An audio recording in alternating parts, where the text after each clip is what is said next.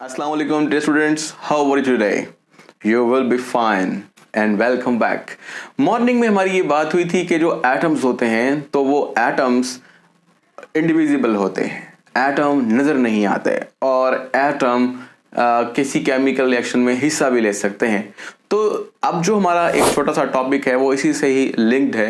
वो ये है कि अगर हमें कोई कहता है कि एटम है और वो नज़र नहीं आता, तो ये छोटी सी बात आपको परेशान करेगी। मतलब एटम है पर वो नज़र नहीं आता, फिर हमें कैसे पता चला कि एटम कोई चीज़ होती है? तो पहला जो हमारे पास इसको जानने का तरीका था वो थ्योरेटिकल था, वो फर्ज किया गया था। जैसे मैंने आपको कहा था कि डेमोक्रेटस ने कहा कि एक वक्त ऐसा ज़रूर आएगा कि किसी चीज़ को या मैटर को आप तोड़ते जाएं तो फिर क्या होगा, वो कहीं ना कहीं जाकर रुकेगा तो सही, और वो इतना छोटा पार्टिकल होगा कि उसको मजीद तकसीम नहीं किया जा सकेगा और वही कहलाएगा एटम। मतलब ये सोची हुई बात थी, लेकिन ये एक्सपेरिमेंटल नहीं थी। इस पर एक्सपेरिमेंट करना उस दौर में मुमकिन भी नहीं थे। लेकिन एक बात देखें, बड़ी अहमियत की हामिल है। अगर हम ये कहें कि जहन से निकाल दें कि नज़र नहीं आता एटम, तो एटम होता ही नहीं है। लेकिन एटम्स को सोचते हुए जो हमने थ्योरेटिकली कुछ चीज़ें बनाई और फिर उन पे एक्सपेरिमेंट किए और फिर वो एक्सपेरिमेंट करने के बाद हमने कोई आला बनाया, कोई इंस्ट्रूमेंट्स बनाए, तो वो इंस्ट्रूमेंट्स काम करते हैं। मतलब अगर हम ये सेंस रखें और मतलब ये सोचें कि हमारी बुनियाद में एटम है, तो हम अपनी इमारत में क्या पैदा कर सकते हैं? कोई मोबाइल फ़ोन, कोई टीवी। बात नहीं समझ में आई। बात बड़ी आसान सी है। अगर मैं आपसे कहूँ कि देखें आपके इर्द गिर्द घर खड़े हैं, आप यहाँ खड़े हैं, मैं कहूँ कि क्या इनकी फाउंडेशंस हैं जो ज़मीन के अंदर होती हैं, क्या वो फाउंडेशंस हैं? तो आप क्या जवाब देंगे? नहीं है या है? श्योरली आपका 100% आंसर होगा कि अगर इमारतें हैं तो इसका मतलब है फाउंडेशन तो होगी। अगर मैं आपसे पूछूं कि फाउंडेशन नज़र आ रही है, तो आप क्या जवाब देंगे? आप कहेंगे नज़र तो नहीं आ रही। तो जो चीज़ नहीं है ज़रूरी नहीं है कि वो है ही नहीं, यानी जो चीज़ हमें नज़र नहीं आ रही है वो है ही नहीं। नहीं, ऐसा नहीं है। तो फाउंडेशन है तो इमारत खड़ी है, वरना वो गिर जाती, वो जो बिल्डिंग है वो गिर जाती। इसी तरह से हमने जो नए नए अपने इंस्ट्रूमेंट्स बनाए हैं और मुख्तलिफ साइंटिफिकली जो वर्क करने वाली चीज़ें हैं, चाहे उसमें आप कह लो कि सीसीटीवी कैमरा है, मोबाइल फ़ोन्स हैं, कंप्यूटर्स हैं, या क्या कहते हैं इर्द गिर्द चलने वाली बहुत सारी क्या कहते हैं ऑटोमोबाइल्स हैं, तो इनका जो बेसिक कंसेप्ट या वो फाउंडेशन है वो एटम से ही है कि हमने ये इस किस्म के एटम्स लिए या ऐसे एलिमेंट्स लिए, उनको इतना मिलाया, इस तरह से उनको रिएक्ट करवाया, उनसे हमने रबर बनाई, रबर से हमने मिसाल के तौर पर टायर बना लिए, या हमने शॉपिंग बैग्स तैयार किए और उसको अपने हाथ में हमने देखा है। तो इसका मतलब है कि हमारी फाउंडेशन ठीक होगी तो ही हमारी जो बिल्डिंग है वो ठीक खड़ी रहेगी। चूंकि हम बिल्डिंग देख सकते हैं तो ये भी हमारे पास एक एविडेंस है कि अगर एटम को सोचकर हमने कुछ बनाया है और वो चीज़ काम कर रही है तो एटम यकीनन होगा। तो बहरहाल एटम का ये तो हो गया एक तरह का मतलब बातों में डिस्कशन के अंदर हमने जिक्र किया कि हाँ ये पॉसिबल है कि एटम है। अगर एटम को हम माइक्रोस्कोप में देखें तो आम माइक्रोस्कोप उसको नहीं दिखा सकती। मतलब एक कंपाउंड माइक्रोस्कोप या जिसको आप बोलते हो एक लाइट माइक्रोस्कोप, डिफरेंट किस्म की माइक्रोस्कोप्स होती हैं।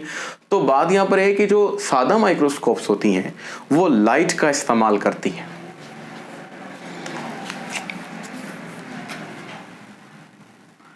अब मिसाल ले लीजिए, जैसे आप ये देख सकते हो कि आपके पास यहाँ पर एक प्लांट है, ठीक है, और इस प्लांट को आप कैसे देखते हो? ये बिल्कुल सादा सा एक फिजिक्स का कंसेप्ट है कि आप इसको कैसे देखते हो। तो आप कहते हैं कि ऐसा होता है कि दूर सूरज है या कोई भी लाइट सोर्स है, वहां से लाइट आती है और पौधे से टकराने के बाद आपको नजर आती है। मिसाल के तौर पर आप यहाँ पर खड़े हैं और आप देख रहे हैं कि लाइट आ रही है। असल में आपको वो लाइट नजर नहीं आ रही होती, मतलब आती भी, लेकिन आपको पौधा नजर आ रहा होता है या प्लांट नजर आ रहा होता है। ये प्लांट नजर ही यूं आ रहा है कि ये रोशनी जो इस पर पड़ी है वो रिफ्लेक्ट हुई है और वो आपकी आईज में आ गई है। इसका मतलब ये है कि रिफ्लेक्शन के बाद आपको ये प्लांट नजर आया है। अब यूं सोचिए कि आपके पास यहां पर एक इनडिविजिबल पार्टिकल है, स्मॉलेस्ट पार्टिकल है। इस स्मॉलेस्ट पार्टिकल से बड़ा कर लेते हैं, ये हमारे पास एक स्मॉलेस्ट पार्टिकल है जो नजर नहीं आता। अब नजर नहीं आता क्यों? अब वो है और नजर नहीं आता। इसकी वजह यह है कि जब सोर्स से लाइट इसके ऊपर गिरती है और क्या होता है, तो वो टकराकर वापस नहीं आती। ये जो लाइट का जिक्र है वो विजिबल लाइट है। मतलब हमारी आंख अगर किसी रोशनी को देखती है तो देखना नाम भी यही है, विजिबल लाइट में देखती है। तो विजिबल लाइट असल में एटम से टकराने के बाद किसी की आंख में नहीं आती है। तो चूंकि रोशनी नहीं आ सकी इसलिए आपने इसको देखा नहीं है, और जब आपने देखा है तो इसका मतलब है कि वाकई में कोई चीज रिफ्लेक्ट होकर आपको उसका इमेज दे रही है। यहां पर यही एक छोटा सा प्रॉब्लम है कि जब वो चीज जो इतनी छोटी है कि उसके ऊपर विजिबल लाइट पड़े और टकरा कर आपकी आंख में ना सके, तो आप समझते हैं कि वो नहीं है। तो ये इस क्वेश्चन का आधा आंसर तो हो गया कि एटम क्यों नहीं नजर आता। ठीक है, और अब अगली बात की तरफ चलते हैं। फिर एटम है, उसका कुछ मामला ये है कि हमें कुछ और रोशनियां इस्तेमाल करनी पड़ेंगी। अब वो रोशनियां विजिबल नहीं है। हम फिलहाल एक लंबा टॉपिक है, लेकिन ऐसा करते हैं, ये हमने स्पेक्ट्रम के अंदर डिस्क्राइब करना है और कुछ किया हुआ भी है। अगर आप चैप्टर नंबर 5 जो कि मेरी प्लेलिस्ट में मौजूद है, वहां पर स्पेक्ट्रम को आप देख सकते हैं। वहां मैंने काफी हद तक इसको वजाहत से दिया है।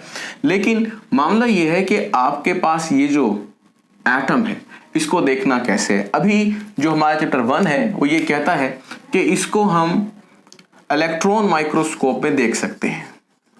जो इलेक्ट्रॉन माइक्रोस्कोप होती है, इलेक्ट्रॉन माइक्रोस्कोप इलेक्ट्रॉन्स का इस्तेमाल करती है, यानी आम रोशनी नहीं या विजिबल लाइट नहीं, बल्कि इलेक्ट्रॉन्स का। ये इलेक्ट्रॉन्स जब जाते हैं और वो पड़ते हैं किसी भी एटम के ऊपर, ये याद रहे कि एटम से ये इलेक्ट्रॉन छोटे हैं। अब क्या होगा? अब होगा ये कि इस एटम का आपको एक इमेज मिलेगा, एक स्पेक्ट्रम मिलेगा, और वो स्पेक्ट्रम कुछ इस तरह से आपकी बुक में दिखाया है कि उसके अंदर कुछ लाइट बैंड्स हैं और कुछ आपके पास डार्क बैंड्स हैं। ये स्पेक्ट्रम कैसे पढ़े जाते हैं ये एक और भी वास्ट टॉपिक है, लेकिन मैं आपको छोटी सी बात समझाता हूँ। देखें, एटम में इलेक्ट्रॉन्स हैं, इलेक्ट्रॉन्स एनर्जी लेते हैं और वो जंप करते हैं from lower energy level to higher energy level, यानी न्यूक्लियस से करीब से न्यूक्लियस से दूर या फिर दूर से करीब। जब इसको हम कहते हैं इलेक्ट्रॉनिक ट्रांजिशन। जब ये ट्रांजिशन होती है तो इस दौरान एनर्जी निकलती भी है और जज्ब भी होती है। जब एनर्जी निकलती है या जज्ब होती है तो इस तरह से एनर्जीज की कमी और ज्यादती हो जाती है। इसी के बिना पर हम ये फैसला करते हैं कि इलेक्ट्रॉन ने कहां से कहां जंप की है, फर्स्ट शेल से दूसरे शेल में, दूसरे से तीसरे में। जितनी वो दूर जंप करेगा उसके एतबार से एनर्जी जो गेन करेगा वो डिफरेंट होगी। जितनी दूर से करीब आएगा या थोड़े दूर से करीब आएगा, जो एनर्जी निकलेगी वो डिफरेंट होगी। तो ये एनर्जीज का जो डिफरेंस होता है वो एक स्पेक्ट्रम क्रिएट करता है, और हर एक अलग एलिमेंट के लिए ये डिफरेंट होता है। तो हम स्पेक्ट्रम को पढ़ के ये बता सकते हैं कि ये किसका है। यानी हमने पहले से, अब हमारे पास एक टेबल है, समझ लीजिए, एक हमारे पास मुकम्मल ग्राफ्स का एक निज़ाम है जो स्टोर है। जैसे मिसाल के तौर पर अगर आपको ये बात पता है कि आपके घर में आपको एक दीवार पर साया नज़र आ रहा है, शैडो, और आपको नज़र नहीं आ रहा कि वो किसका है, तो आप फ़ौरन बता देंगे कि ये तो मेरे अब्बू का शैडो है, ये मेरी अम्मी का है, या मेरे छोटे किस बहन भाई का शैडो है। क्योंकि आपके माइंड में ये स्टोर हो चुका है एक दफ़ा कि आपके भाई का शैडो ऐसे होता है, वो गर्दन टिल्ट रखता है, बहन के बाल ऐसे हैं तो वो किस तरह से शैडो अप्लाई करेंगे, माँ बाप कैसे चलते हैं या कैसे, तो वो एक दफ़ा आपके जहन में आ चुका है। आपने अम्मी को और शैडो को दोनों को देखा एक साथ। अब अम्मी नए भी नज़र आए, कहीं और खड़ी हो, लेकिन कोई शैडो दीवार पर नज़र आ रहा हो तो आपको पता लग जाता है। इसी तरह से हमने भी बहुत सारे एलिमेंट्स के जो स्पेक्ट्रम है वो स्टोर करके रख लिए हैं, और अब क्या होता है, अब हमें हर दफ़ा एलिमेंट को डिटेक्ट नहीं करना पड़ता, बल्कि जस्ट हम उसका स्पेक्ट्रम देखते हैं। यहाँ एलिमेंट रखें, एलिमेंट में बहुत से एटम्स होते हैं, एक एटम को पकड़ के रखना ज़रा मुश्किल है। एलिमेंट्स रखते हैं जिनमें बहुत से एटम्स होते हैं, वो एटम स्पेक्ट्रम देते हैं, और जब वो स्पेक्ट्रम देते हैं तो हम पहचान जाते हैं कि ये हाइड्रोजन स्पेक्ट्रम है, ये कार्बन स्पेक्ट्रम है, ये नाइट्रोजन स्पेक्ट्रम है। तो अब यहां पर आपको ये बात समझ में आ गई, वो क्या कि आपको ये चीज जो यहां पर है एटम, वो तो नजर नहीं आएगा, लेकिन आपको स्पेक्ट्रम नजर आ जाएगा। यानी अगर आपको आपके अब्बू का साया नजर आ रहा है दीवार पर, तो आप ये कतई नहीं कह सकते अब्बू नहीं है, अब्बू नजर नहीं आ रहे तो वो नहीं है। नहीं भाई, वो जो स्पेक्ट्रम है वो इंडिकेट कर रहा है कि there is something, maybe he is standing, वो खड़े हैं लेकिन ऐसी जगह पर जहां पर आपका जो आई का जो एंगल है वो डायरेक्टली उनको नहीं मैच करता, इसलिए आप उनकी बॉडी नहीं देख पा रहे, यानी एटम नहीं देख पा रहे, लेकिन आप उनका साया या स्पेक्ट्रम देख पा रहे हैं। तो ये आपके पास एक दूसरी दलील है, यानी हम ये पढ़ रहे हैं कि वो क्या एविडेंस है, वो क्या दलाइल है जिसकी बिना पर आप ये बात साबित कर सकते हैं कि एटम होता है या नहीं होता। तो अब तक आपको ये बात समझ में आ गई होगी कि जो चीज नजर नहीं आती जरूरी नहीं है कि वो हो ही ना, बल्कि हमारी आंख उसको नहीं देख पा रही, तो फिर हम उसे देखने के लिए आजकल के जदीद इंस्ट्रूमेंट्स का इस्तेमाल करते हुए कुछ ऐसे स्पेक्ट्रम्स बना सकते हैं जो हमें बता सकते हैं कि एटम है या नहीं है।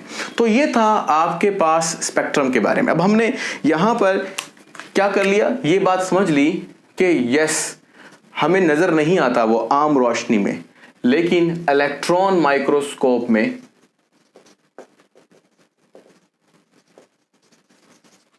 हम उसको देख सकते हैं। और इलेक्ट्रॉन माइक्रोस्कोप में भी जो आपको इमेज मिल रहा है, सपोज कीजिए ये कार्बन शीट है, या आप कह लीजिए ये बहुत सारे एटम्स हैं जो कि हमने स्पेक्ट्रम के अंदर देखे हैं या हमने इलेक्ट्रॉन्स की वजह से देखे हैं। तो ये क्या हमें मिल रहे हैं, कम से कम 15 मिलियन टाइम्स हमने इसको मैग्नीफाई किया है, तब जाकर हमें कुछ ऐसा स्पेक्ट्रम दिख रहा है।